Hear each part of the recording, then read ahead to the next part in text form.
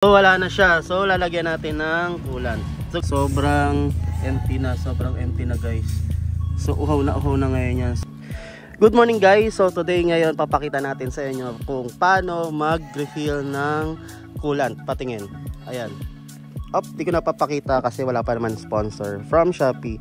So papakita ko sa inyo kung paano magpuno ng coolant yung radiator na kulang na. Okay? So let's go.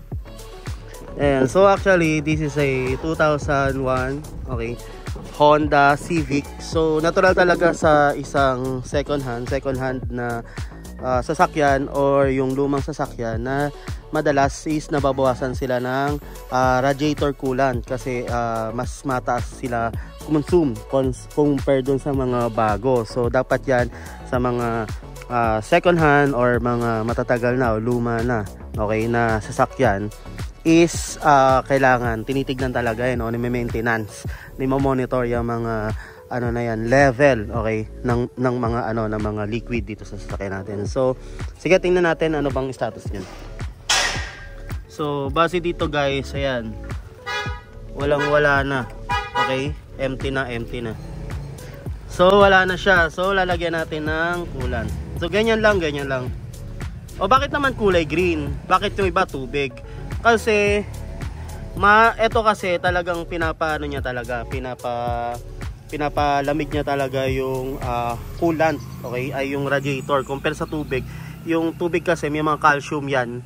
Calcium deposit, saka minsan madumi yung tubig. Kaya nangyayari, mapapansin mo itong radiator mo pag tubig nung nilagay mo is madumi or minsan nagbabara dito kaya nag-overheat.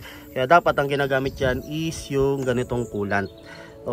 So paano sa natin nakuha yung, sa yan, sa mga jeepney, sa mga tatay, tito, lolo natin, ang ginagawa kasi nila tubig lang ginagamit sa radiator. So nangyari, syempre nagkaroon na tayo ng auto ng sasakyan, so minsan nakukuha natin yung ganong kultura. So pasa. So magkaiba kasi ang jeep saka sa ganito yung mga kotse. So pag radiator, mas maganda is radiator coolant, which is yun naman talaga dapat ang nilalagay. So paano malalaman? Hindi pa ganyan guys. Kailangan yung i-start, kasi pag in-start yan, dun pa lang makikita kung hanggang saan yung level yan. Hindi pa ganyan. So start natin.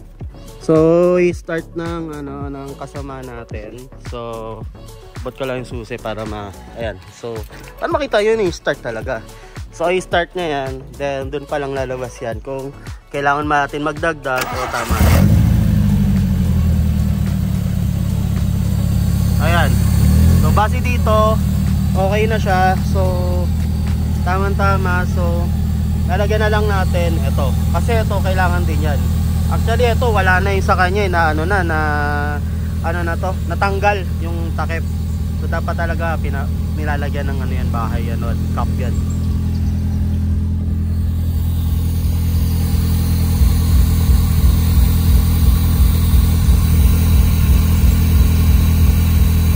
Yan guys, so yung iba kasi lumilipat yan, yung galing dito lumilipat yan dito. So ito muna yung naunang naubos.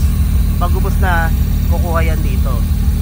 So ayan, uhaw na guys. So yan, saka nakabukas wala siyang takip. So yan talaga, wala, mag-evaporate talaga, tatalsik talaga yan. So yun yung status ng pagbuo ng radiator. So marami pa tayong update dito, papakita ko sa inyo yung mga paano mag-alaga ng mga matatagal na sasakyan sa mga bagong sasakyan. So let's go. So guys, so ito naman ngayon, lalagyan natin itong Vios sa 2016. Toyota Vios. Maglalagay tayo ng coolant katulad dun sa isang Honda natin. Lalagyan natin siya ng radiator. So tingnan natin yung status nito.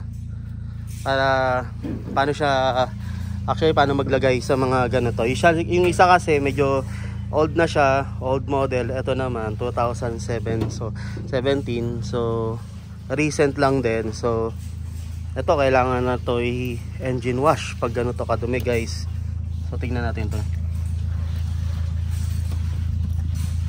So yan, ito yung isang status ng sobrang empty na guys.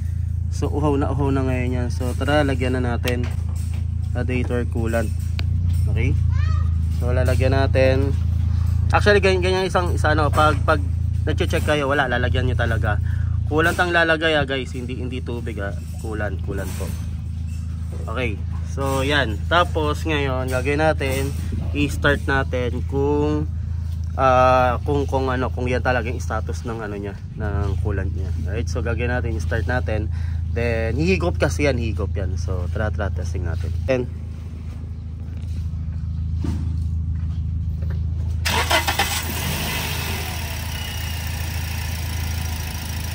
okay na.